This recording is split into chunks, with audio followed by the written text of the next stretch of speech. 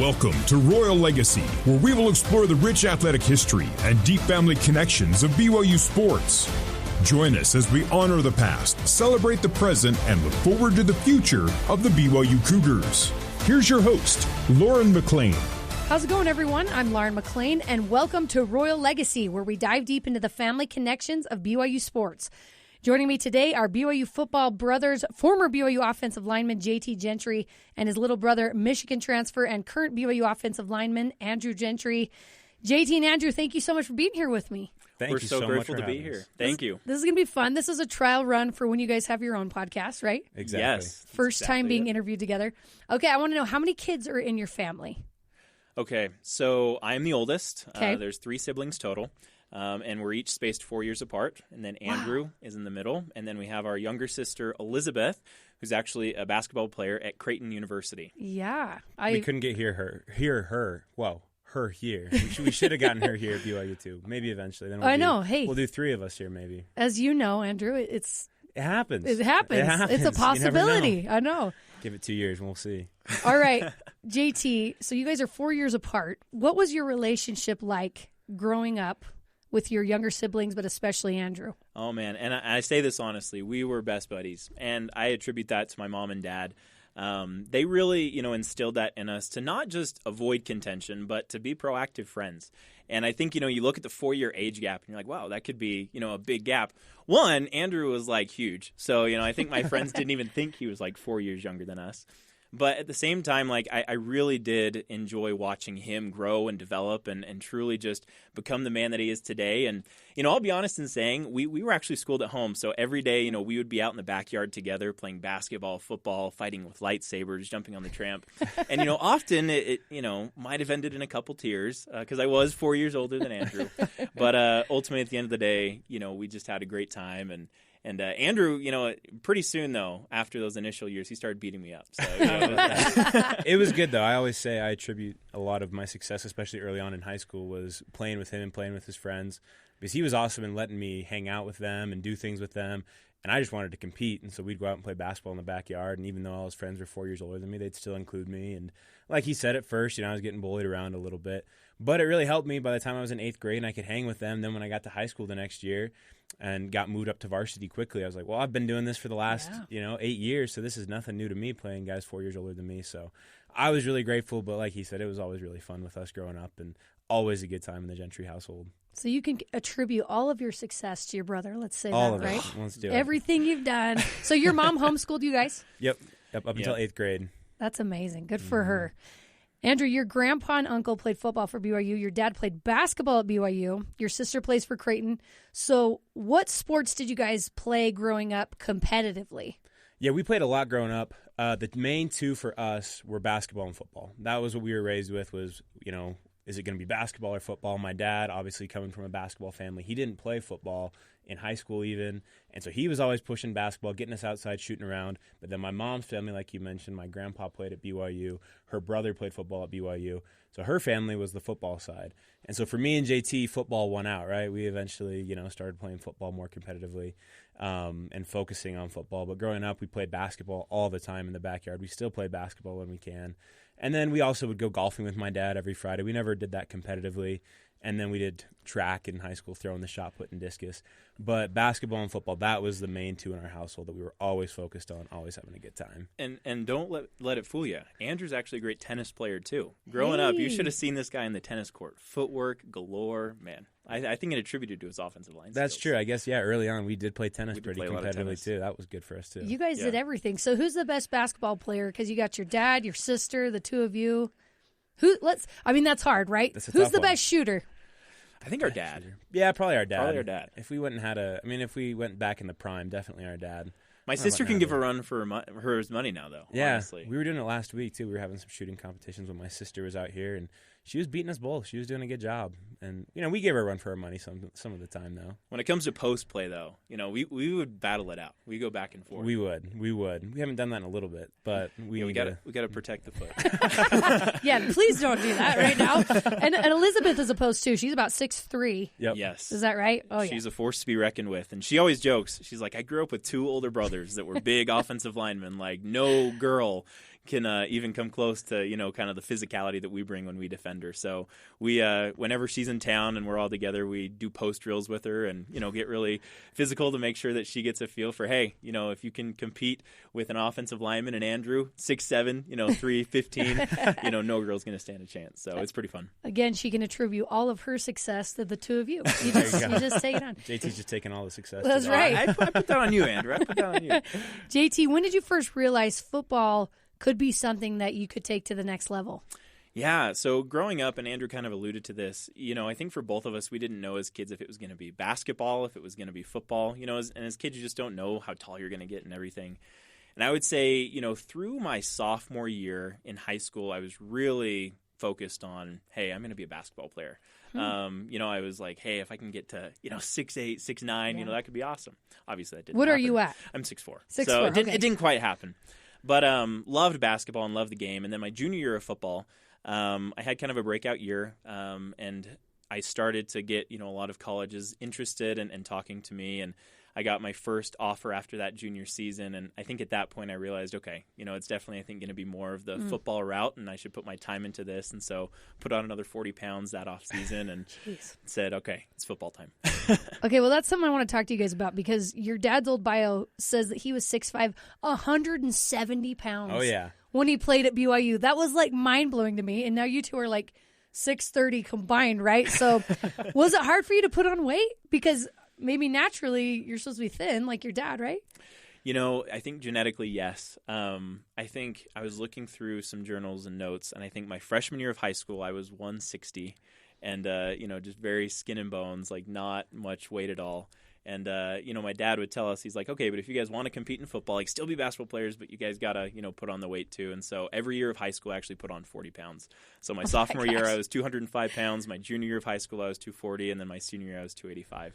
So it was like a continuous, hey, got to fight the genetics here. Now, Andrew, on the other hand, I was going to say, he was a mammoth. Always, from the womb, Always he was a beast. I think we might have made a deal in the pre-existence or something, and I got the extra couple inches that didn't get him to 6'8", and then I got the extra body weight, because when I was a freshman in high school, I was 260. So I had 100 pounds on him when I was a freshman. So he definitely got more of my dad's genetics in terms of that, the lankier genetics. But then I got my genetics from my grandpa on my mom's side of being an offensive lineman and always being a big kid. I never hit a growth spurt, actually, growing up. I just grew 3 inches every year and put on however much weight every year until I hit about 300 pounds, and then kind of leveled out there, and have gone up and down since then. But yeah, it was fun growing up, though, for sure. I'm just picturing the kids who didn't see you all summer long, and then you come back to school. They're like, "What's going on with these kids?" Oh yeah, because you did homeschool. No, you didn't, because after 8th grade, so you did go to school. We went to public high school. Yep. Yeah, you guys were just transforming every year. Andrew, how did watching JT grow in football help shape your own path to become the elite offensive lineman that you are? Yeah, I mean, honestly, I think that was my biggest inspiration. Like I mentioned, my grandpa played offensive line, so he was maybe the first one that kind of inspired me to play offensive line, because JT was actually a tight end and a defensive end his first 2 years of high school. Mm-hmm. He moved to offensive line as a junior, but I was always an offensive lineman, because in Colorado, I know a lot of little leagues, you get the patch on the back of your helmet that says you're too big and you can't run the ball or catch the ball. And so I got that on my helmet, and I was like, well, I have to play line. I want to play quarterback, right? What kid wants to be an offensive tackle when they're 10 years old? Right. But I remember my grandpa saying, no, this is the most important position on the field. You have to love it. And so then I started to embrace it. And then when JT started playing offensive line in high school, I actually was the ball boy for our high school football team. So I was always around. We went to Columbine High School, so I was always around the Columbine football team.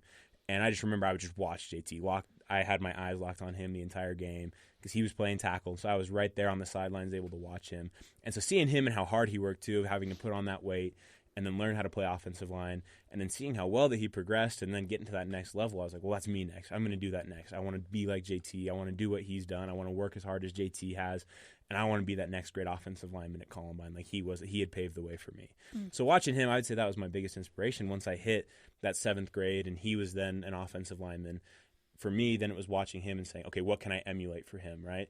And something at Michigan, right, that Coach Harbaugh used to always teach us. He said, emulate and then surpass, right? So I was emulating JT, and I was watching him. I was like, all right, I'm going to emulate him. I'm going to do the things that he did.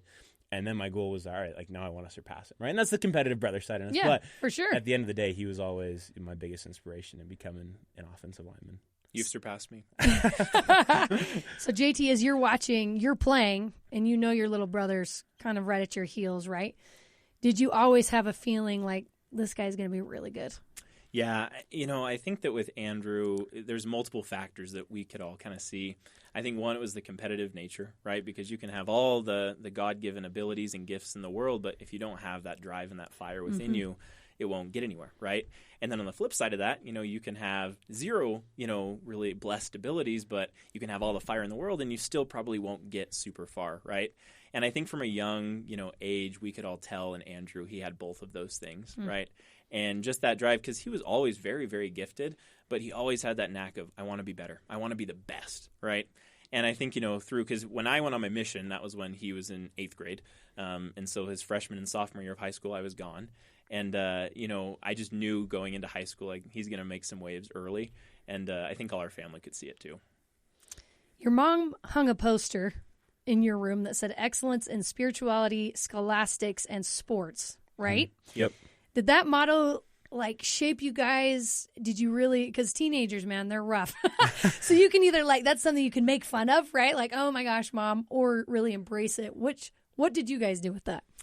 Yeah, I think one thing, I attribute so much to my parents and how they raised us. And I think that one of the things they instilled in us was the understanding that in those teenage years of your life, that's a big springboard into how, the rest of your life will play out, right? And it's not, the end-all, be-all, but with a lot of things, that is going to determine a lot of the rest of your life, right? And, also my parents were just so consistent in not only, instilling the gospel, in our lives, but making it relatable and understandable and not just a Sunday thing, but realizing that in every single thing that we did, whether it was on the field, on the court, in the classroom, Jesus Christ was involved, right? And it was, starting that with, a sincere plea for help from him. And then after that plea for help, doing everything in our power to succeed, right? And I think, through those high school years, the youth of today, they're under attack, and I feel, this pull to be able to help them in whatever way that I can, looking back from our youth too, to be able to set that example and realize that, if you can get on that path early and have a good perspective that, amazing things are in store. And so again, I attribute so much of that to our parents, and I think, Andrew, you'd probably say similar things. Yeah, I think to piggyback off JT and to go back to your question, we really did embrace it. My parents were really good at instilling those things in us that JT mentioned, and then we embraced it. We really did. And the cool thing was, we had that up there that said excellence in spirituality, scholastics, and sports. And my mom always said, make sure to remember that's the order that it goes in, exactly. Right? That we listed that specifically, not just to say those are 3 random things out there, but that's what comes first, right? Your spirituality, your relationship with your Heavenly Father, how you treat other people, how you're emulating the Savior. That becomes number 1. Then number 2, you're going to be really good students too, right? We don't want you guys just to focus on sports and not be good students. We want you guys to be really well-rounded individuals who are putting the Savior first, who are putting their scholastics before their sports. And then you guys are going to be excellent athletes as well, right? That you're going to work harder than everyone else. You're going to be, the first one's in, the last one's out. But then as soon as you get out, you're going to go home and you're going to do your homework. And then you're going to make sure that, in Colorado, right, we have early morning seminary, so we don't care if you're going to be up till midnight or 12:30 doing your homework. We want to make sure that you guys are going to seminary too. But they never forced us to do anything too, which was awesome. It was there, and they instilled those beliefs in us. But then at the end of the day, they said, but it's still your choice, right? If you don't want to go to seminary, we're not going to force you. If you don't want to go to church, we're not going to force you. But I think so early on, we realized the blessings that came from it because my parents had showed us those things, that we wanted to keep those the priorities. We didn't want to switch that list around because we realized the type of people we could become if we put the Savior first and put God first in everything that we did and focused on our schooling. And then in sports, it just kind of all fell into place. And so it was a big blessing in our lives. That's pretty incredible that you guys realized that so early on, because I was going to ask if there was a pressure put on you kind of by your parents to live up to those 3 things, or was it they just kind of threw it out there and said, now, and you guys know what you're doing, now it's up to you? Yeah, I think, when you say the word pressure, right, it wasn't that they were pressuring us, but I think there was an expectation, if that makes sense, right? So maybe not a pressure, but maybe an expectation that, hey, this is how it's going to be, right? Like, we want you guys to be excellent. And so my mom's grandpa actually is Ezra Taft Benson. And so a story that they would always tell, so when he was an apostle, he was asked to be the Secretary of Agriculture for Dwight D. Eisenhower. And he accepted that position. And President David O. McKay brought our whole family in, or my mom's family, So at the time, my grandma was, she would have been, 12 years old around that time, and brought them into their office, right? So my grandma was 12 years old meeting with the prophet, and he says, I want you to remember that when you guys accept this position and go to Washington, D.C., the eyes of the world are going to be upon you. And so you can't give people reasons to question the gospel and what it's about, because they're going to know that your dad's an apostle and also that you're the Secretary of Agriculture.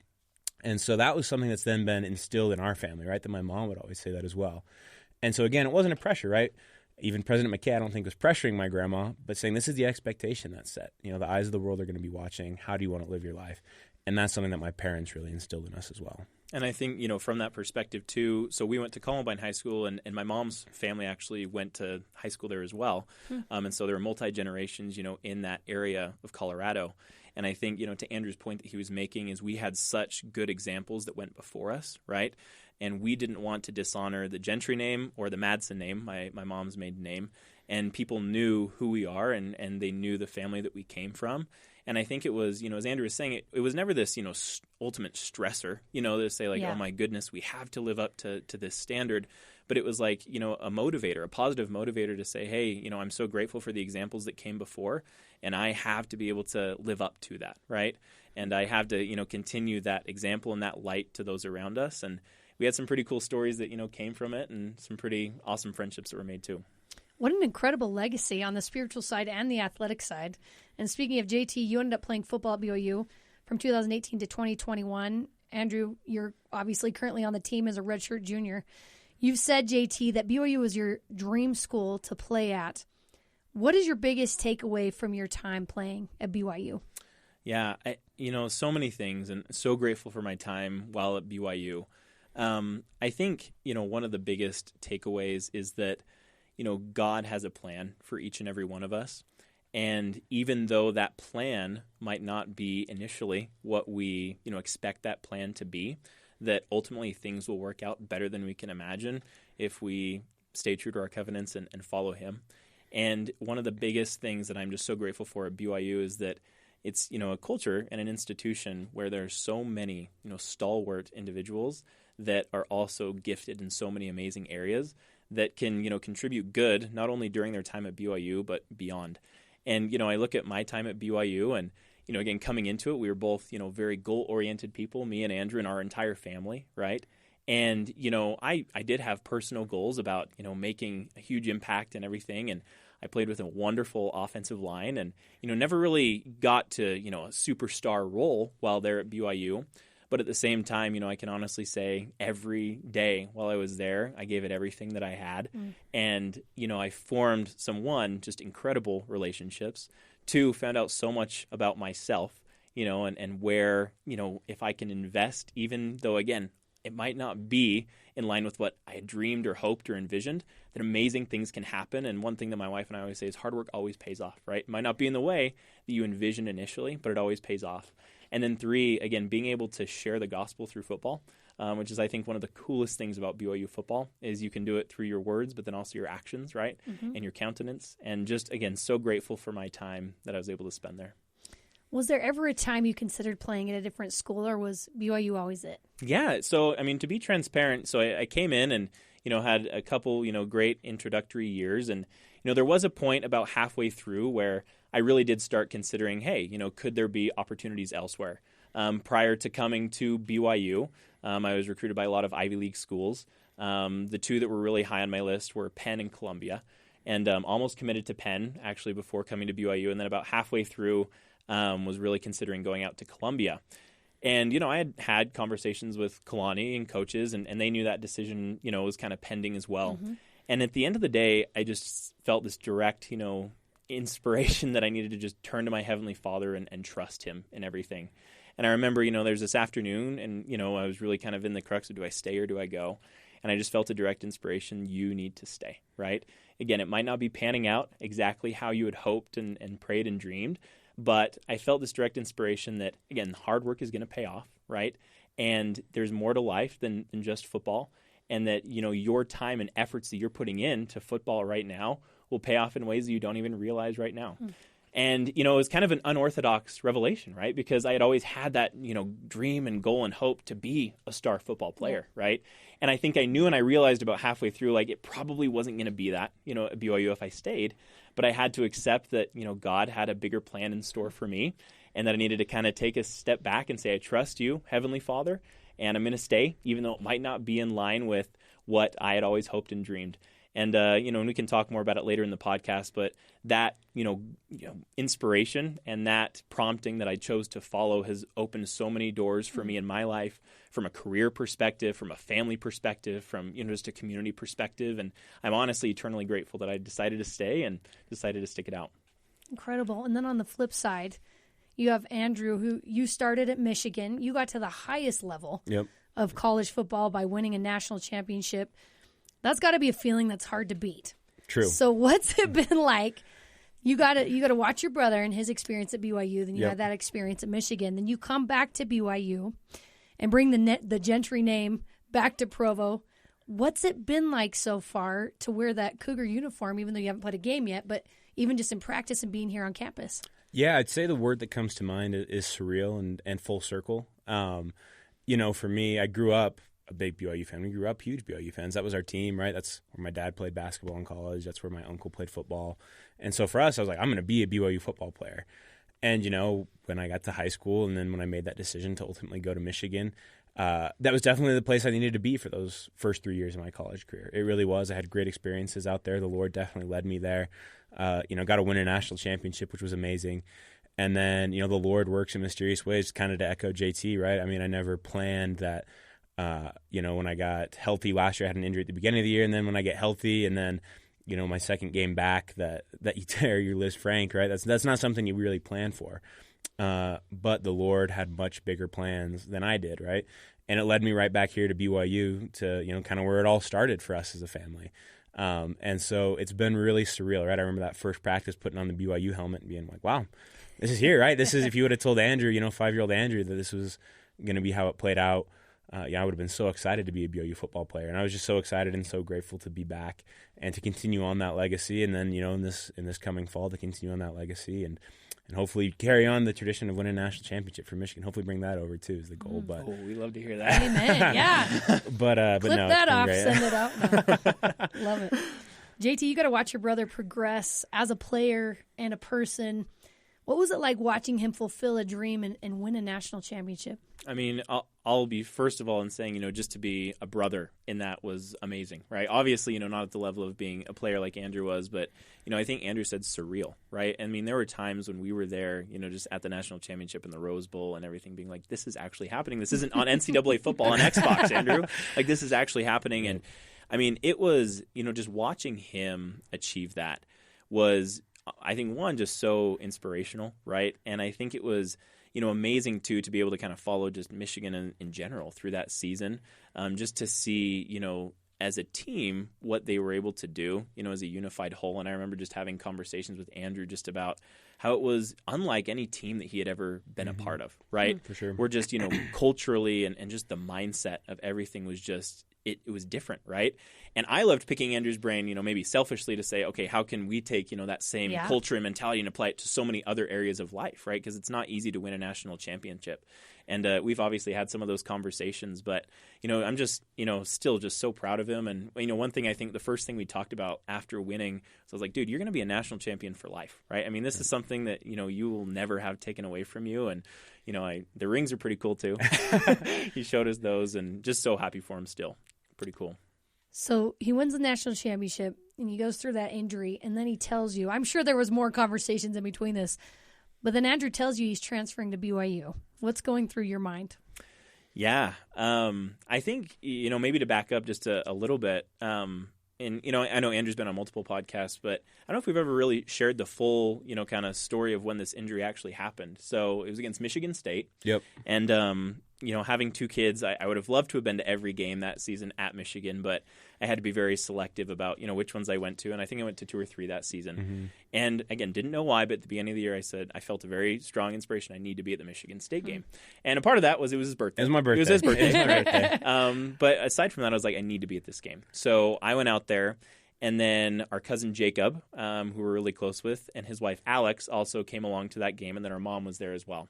So it was us four in the stands watching him, and it was the second quarter, right, beginning of the second quarter, and we see him go down, right, and obviously all of our hearts just stop, right, and we're like, oh my goodness, like, because everything, I mean, for him, he's described it too, it's like, people say your life flashes before your eyes, but I think in that moment, how Andrew described it's like all the hard work, everything just flashes before your eyes, right? Yeah. Everything up to that point. And I think from us too, kind of the same feelings like what's going to happen? What is this? Is it his knee? Is it what's happening, right? And on your birthday. And on the birthday Come against on. Michigan State. Come on. Not fun. Not fun at all. So, they, long story short, they bring us into the locker room and, everyone's just really, down, and we just felt like in that moment in the locker room, we're like, we need to give Andrew a blessing, right? And asked him, obviously, and Andrew said, yeah, I would really like that.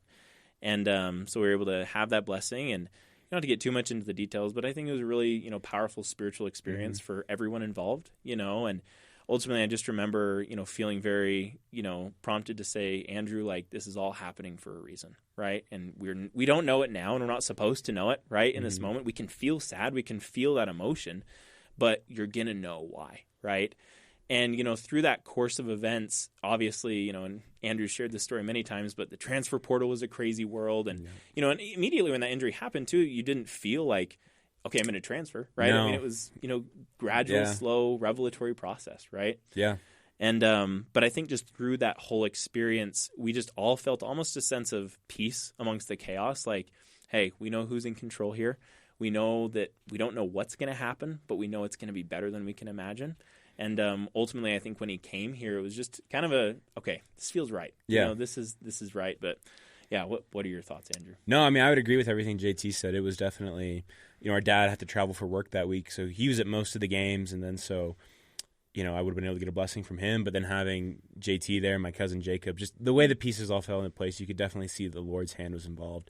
Even in a really, for me, a really horrible moment, right? It wasn't fun. There's a lot worse things that can happen, right? I'm not trying to ever say that mine, woe was me, but in that moment, a really, really sad and tough moment. And so I was very grateful. But yeah, just as JT said, right, it was definitely part of it that, I tell people all the time, had I not gotten injured, I probably wouldn't have transferred, right? Mm-hmm. I was in a good spot there and things were going well. And, but after surgery and you're laying on the couch for 2 weeks, you get a lot of time to think and pray, and just really felt that it was time to do something different. And then even in the process of being in the transfer portal, I mean, not a lot of people know, but I was pretty darn close to going to USC in the transfer portal. Came very close, and some things happened there as well that made it very clear that I wasn't supposed to end up there. Nothing against them, right? They're a great school, a great institution, but just made it very clear that I needed to end up at BYU, and I'm so grateful I did. You were getting hit up by possibly almost every team in the country, I'm sure, during that time. I can't even imagine what you're going through when you were in the transfer portal. So what influence did JT and your family have on your decision to pick BYU? Obviously, I think the biggest influence they had was JT living here, and then his two kids and his wife, Kate, right? So Georgia and Taft, his two kids. So that, I think, was the biggest influence, right, of just wanting to be close. Because like JT mentioned, like we were best friends growing up. We don't just say that. Like, we are, right? We still are best friends. And, when he left on his mission, that was tough, right? Because I knew that he was going to leave on his mission, then he was going to go to school to BYU, then I was going to go on my mission, then I went to school at Michigan. And so really since 2016, it had been, aside from, those 4 years, 2 years of him being on a mission, 2 years of me being on a mission, maybe seeing each other once a week, a week every year, 2 weeks every year, and, not really seeing each other much. So all of a sudden, when you get the opportunity, like, hey, I can live with them, which I do right now, and I can be around them and their family. That was really influential. But the thing that's always been great about my family, even in high school, right, when I was making this decision, is they've always said, this is your decision, right? Like, this is something that you need to make. This isn't going to affect us for our futures, right? We'd love to have you here. They always told me that we'd love to have you here. You're more than welcome to live with us. You're more than welcome to do this. But at the end of the day, they all said, this is your decision. This is your revelatory process. You need to pray. You need to figure this out. And I'm so grateful they've been that way. But I'm sure in high school, right, they could have been like, Andrew, like, go to BYU, right? This is the family school. This is the legacy. Mm-hmm. Go to BYU. You don't need to go to Michigan. You don't need to go to another school. They could have very easily done that and pushed me to go to BYU. And I probably would have listened, to be honest, right? I take the counsel from my family very seriously. But they always just said, this is going to be your decision. And so I did, right? I just prayed about it, really thought about it, really hard. And just at the end of the day, I was like, BYU is the place that I want to end up for a multitude of reasons. Obviously, JT and Kate and his two kids being here was a big part of that. That played into that decision. But just really grateful that they also allowed me to make that decision for myself. You obviously have a lot of families, a lot of BYU ties in your family. So what was your favorite reaction that you got from a family member? Because I'm sure they were telling you could go wherever you wanted, but there had to have been some excitement when they heard you chose BYU. Do you have a favorite reaction from one of your family members? Oh, man, this is a tough one. I know that when I decided, JT and Kate, they were all super excited. They were calling me. They were yelling and screaming and all excited. I know my Uncle Michael, he called me right away, and they sent me videos of their kids jumping up and down, being all excited. I think one of the special ones, though, is my grandma was really excited that I was going to BYU. So our grandpa, who played football here at BYU, passed away in April of 2024. And so he never got to see me. Well, I know he's going to be watching me play this year, right, just on the other side of the veil. But never got to see me play at BYU. He was always so proud of me, though. And then our grandma passed away this year in March of this year. And so, but being able to tell her in December when I decided that I was going to BYU, and we knew her health was declining at that point, and so didn't know if she's ever going to be able to watch me play, but telling her and just seeing how excited she was that it was able to bring a little bit of joy to her, and in a time when it's tough for her to find joy, right? Her memory had started to slip a little bit. That was a really special one as well, knowing that the first word she says, "Grandpa's going to be so excited," and I know he was, and so that was really cool as well, really special. Coming up next week, part 2 of my interview with BYU football offensive linemen JT and Andrew Gentry. Annie Robinson and Christy Solomon helped produce this episode with senior producer Terry South. You can join the Royal Legacy wherever you get your podcasts, on Apple, TuneIn, Stitcher, Spotify, or on BYUradio.org. Royal Legacy is a production of BYU Broadcasting.